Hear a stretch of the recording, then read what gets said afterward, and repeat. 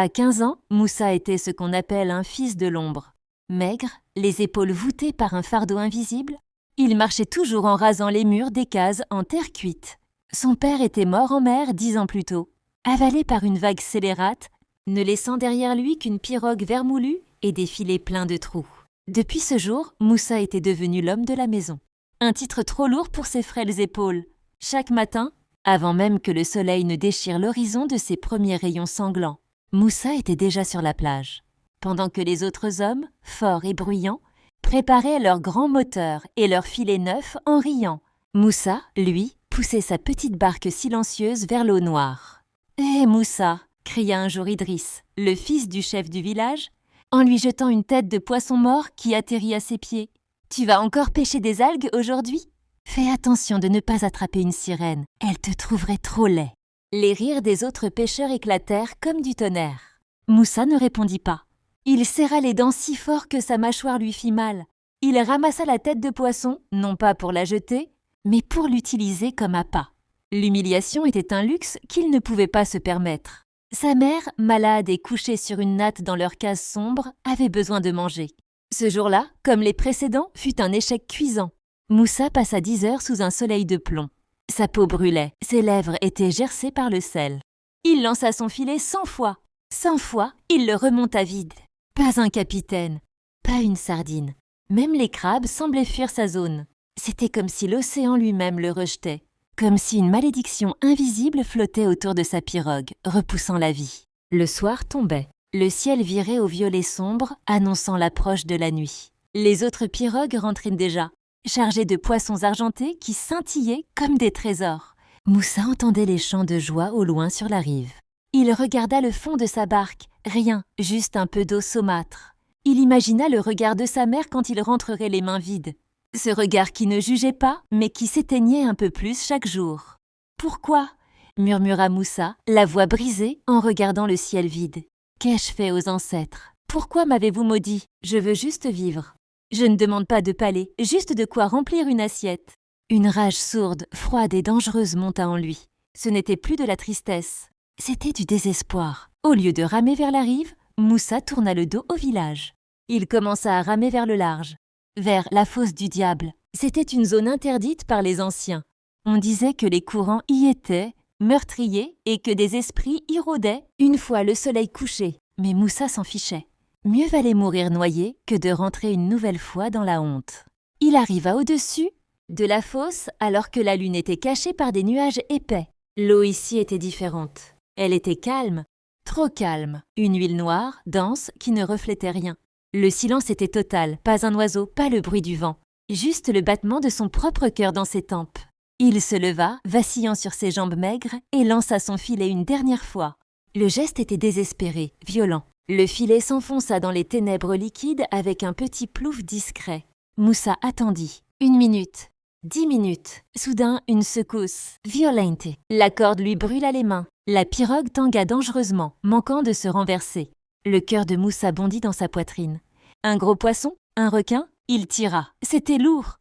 Incroyablement lourd. Comme s'il tirait le fond de l'océan lui-même. Il planta ses pieds nus dans le bois humide de la barque, ses muscles tétanisés par l'effort. Il grogna, tirant centimètre par centimètre. « Je ne te lâcherai pas !» hurla-t-il à l'eau noire. Le filet commença à émerger, mais il n'y avait pas de mouvement frénétique, pas de queue qui battait l'eau, juste une masse inerte. Moussa tira le filet à bord et s'effondra en arrière, le souffle court. Il alluma sa petite lampe à pétrole. La lumière jaune et tremblotante éclaira sa prise. Il n'y avait pas de poisson. Le filet était rempli de vases noirs, d'algues gluantes qui sentaient le soufre et de vieux débris. Moussa sentit les larmes monter. Il avait risqué sa vie pour de la boue. Il prit son couteau pour couper l'émail et rejeter cette saleté à l'eau. C'est là qu'il le vit. Au milieu de la boue noire, quelque chose brillait. Ce n'était pas l'éclat doré de l'or, ni l'éclat blanc de l'argent.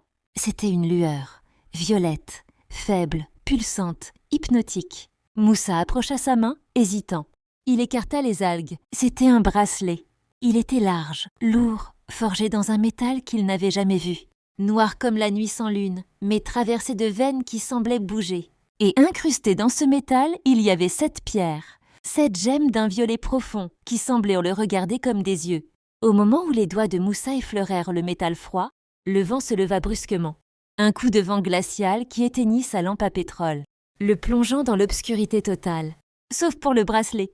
Lui, il brillait encore plus fort dans le noir. Dans ce silence terrifiant au milieu de l'océan, Moussa crut entendre une voix. Pas dans ses oreilles, mais directement dans son crâne.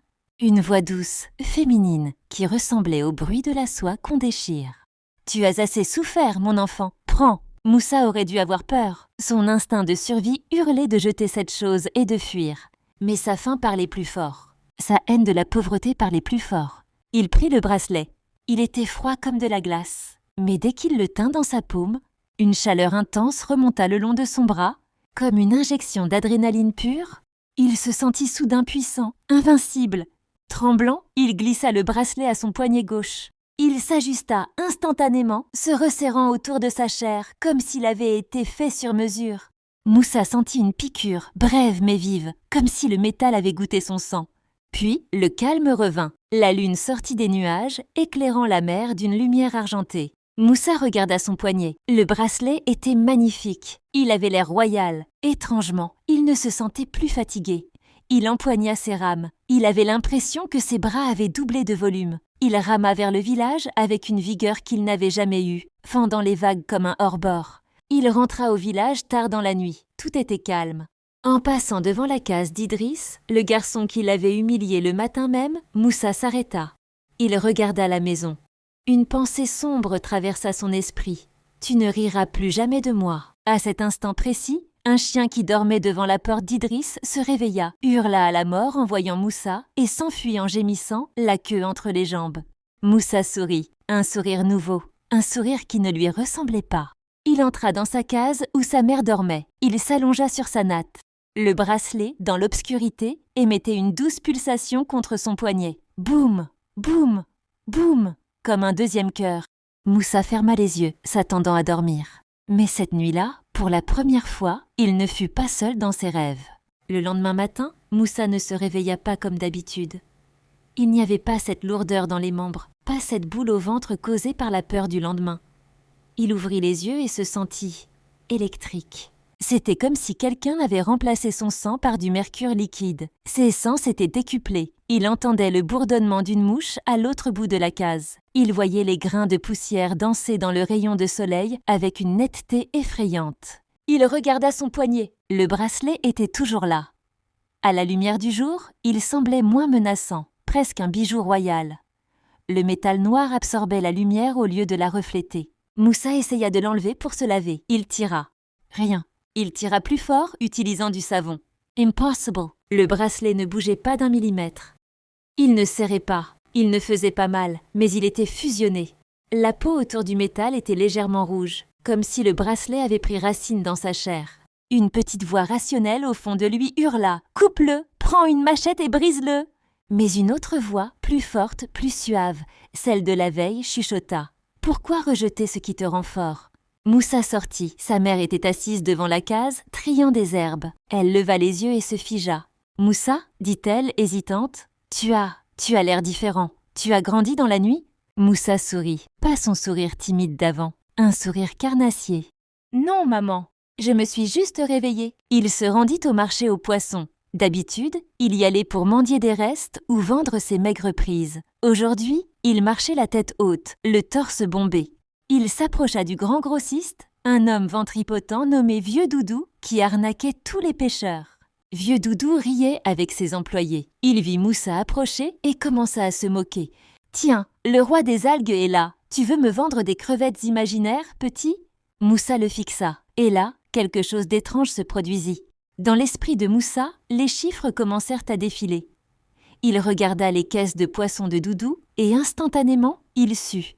Il ne savait pas comment, mais il savait tout. Le poids exact, le prix d'achat, la marge et même le fait que le poisson du fond était avarié. C'était comme si le bracelet lui murmurait les secrets du monde. « Je ne suis pas venu vendre », dit Moussa d'une voix calme qui coupa net les rires. « Je suis venu te proposer un marché. Le chargement de carpes rouges qui arrive de la ville voisine à midi, je sais qu'il est bloqué sur la route. Tu n'auras rien à vendre ce soir. » Doudou écarquilla les yeux. Personne ne savait ça. Il venait juste de recevoir l'appel. « Comment tu Mais je sais où trouver un banc de capitaine géant, à 2 heures d'ici, près de la Roche Noire. Prête-moi ton plus grand bateau et ton équipe. Je te ramène la prise. On partage 50-50.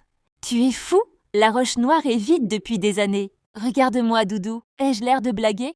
Il y avait une telle autorité dans le regard de Moussa, une telle lueur violette au fond de ses pupilles, que le vieux commerçant, terrifié sans savoir pourquoi, accepta. Ce soir-là, le bateau revint si chargé qu'il menaçait de couler. C'était la pêche miraculeuse, des poissons énormes, d'une qualité rare. Moussa rentra chez lui avec une liasse de billets épaisse comme une brique. Plus d'argent qu'il n'en avait vu en toute une vie. Il jeta l'argent sur la natte de sa mère. Elle pleura de joie, remerciant Allah, les ancêtres, les esprits. Moussa ne pria pas, il savait qui remercier. Il caressa le métal froid à son poignet. Les semaines passèrent, la transformation fut fulgurante. Moussa refit la toiture, puis il acheta le terrain voisin, puis il construisit une maison en ciment. Son intelligence devint légendaire. Il investissait dans le transport, l'immobilier. Tout ce qu'il touchait se transformait en or. Les gens qui le méprisaient venaient maintenant lui demander conseil. Les filles qui l'ignoraient lui faisaient des sourires langoureux. Mais Moussa ne souriait plus vraiment. Il devenait froid, arrogant. Il regardait ses anciens amis pêcheurs comme des insectes. Pourquoi sont-ils pauvres, pensait-il? Parce qu'ils sont faibles. Il oubliait qu'il était comme eux 2 mois plus tôt. Le bracelet ne donnait pas seulement de l'argent. Il mangeait l'empathie. Et puis, il y eut les nuits. Ah, les nuits. Au début, ça était juste des rêves flous. Mais à mesure que sa richesse grandissait, la présence devenait physique. La nuit de ses 20 ans, alors qu'il dormait dans sa nouvelle chambre climatisée, il sentit un poids sur sa poitrine, une paralysie du sommeil. Il ne pouvait pas bouger, ni crier. Il ouvrit les yeux dans la pénombre. Elle était là, assise à califourchon sur lui. Ce n'était pas une femme humaine. Sa peau était lisse et sombre, comme le fond de l'abysse. Ses cheveux flottaient autour de sa tête, comme s'ils étaient sous l'eau. Défiant la gravité, elle portait des bijoux qui ressemblaient à des écailles. Mais c'étaient ses yeux qui captaient tout. 2 orbes violets, brillants, identiques aux pierres de son bracelet. Moussa voulait hurler de terreur, mais son corps, traître, réagissait autrement. Il était fasciné. Elle pencha son visage vers le sien. Elle sentait l'iode, le jasmin et le sang-froid. « Tu aimes ta nouvelle vie, Moussa ?» Sa voix ne passait pas par ses oreilles. Elle résonnait dans ses os. Moussa réussit à articuler, la gorge sèche. « Et qui es-tu » Elle sourit. Ses dents étaient pointues, comme celles d'un piranha, mais son sourire était d'une beauté à couper le souffle. « Je suis ta bienfaitrice. Je suis la dame des eaux profondes.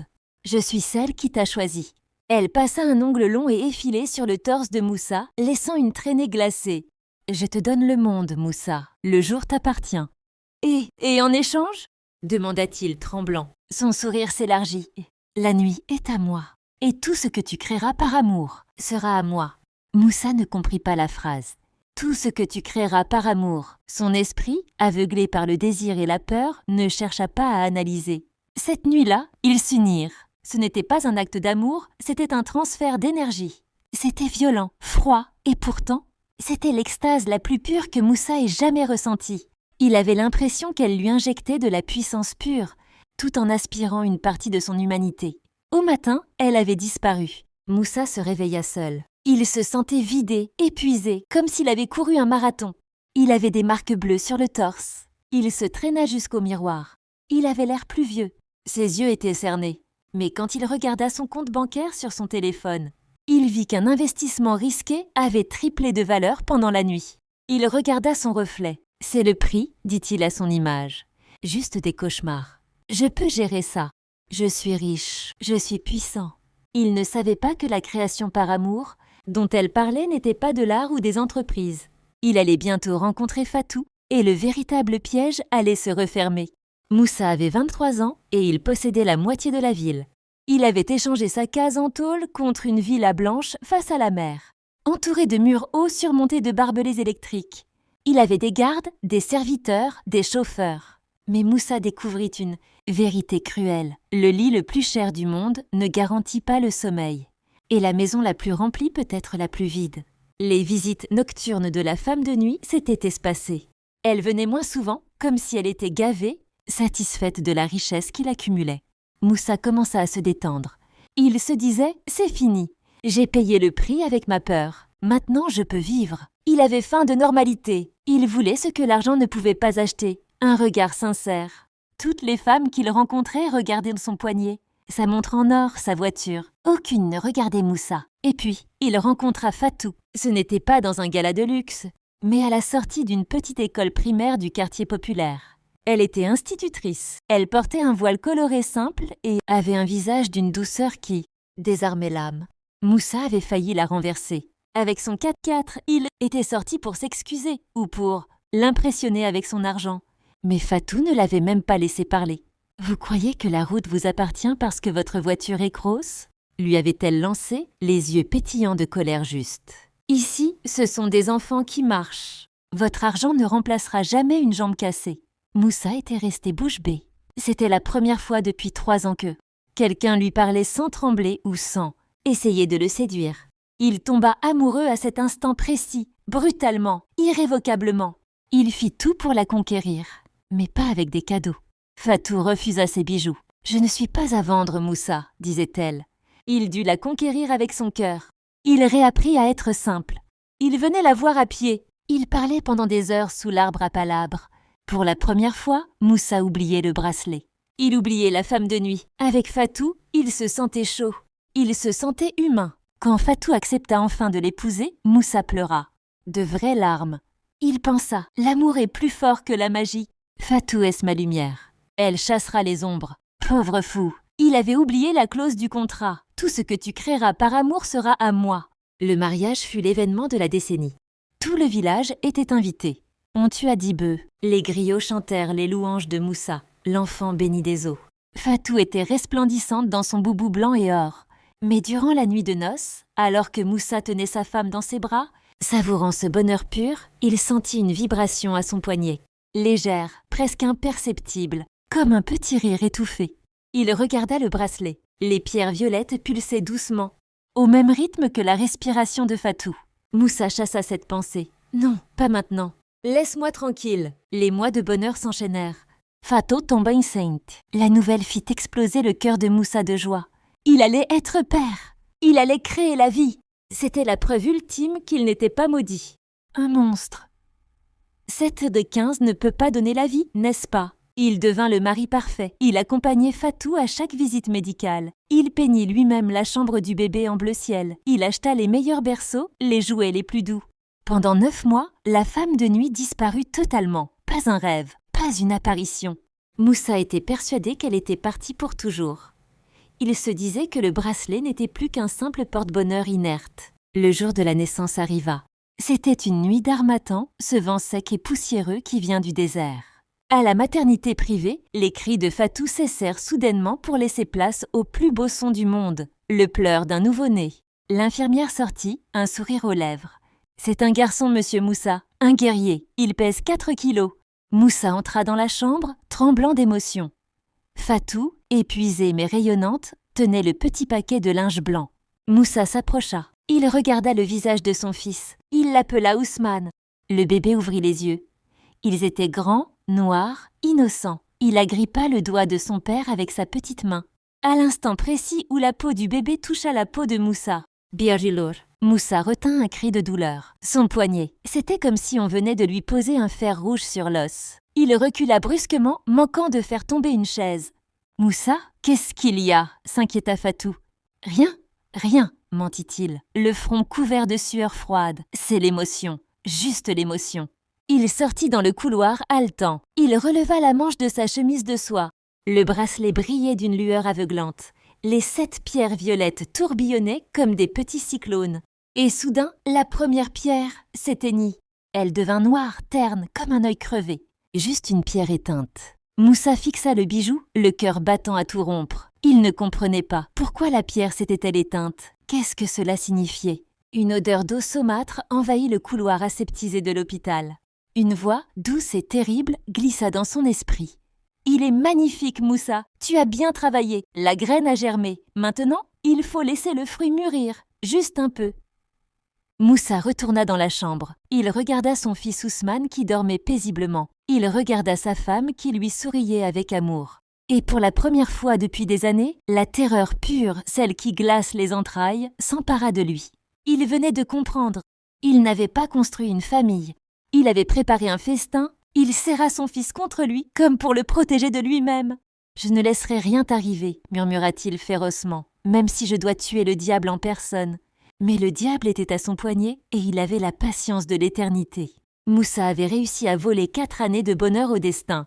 Le petit Ousmane avait grandi. C'était un enfant magnifique, un mélange parfait de la force de son père et de la douceur de sa mère. Il avait ce rire en cascade qui faisait oublier à Moussa, pour quelques instants, le poids froid à son poignet. Mais Moussa ne dormait jamais vraiment. Il était devenu un père paranoïaque. La villa était devenue une forteresse. Il avait engagé des gardes pour surveiller la porte de la chambre d'Ousmane. Il avait fait venir des marabouts du Mali pour enterrer des gris-gris de protection aux 4 coins de la maison. Il pensait pouvoir tricher. Il pensait, si je protège son corps avec de l'acier et son âme avec des prières, la chose ne pourra pas l'atteindre. Il avait tort. On ne protège pas quelqu'un contre une dette que l'on a soi-même signée. Le drame frappa la veille du 4e anniversaire d'Ousmane.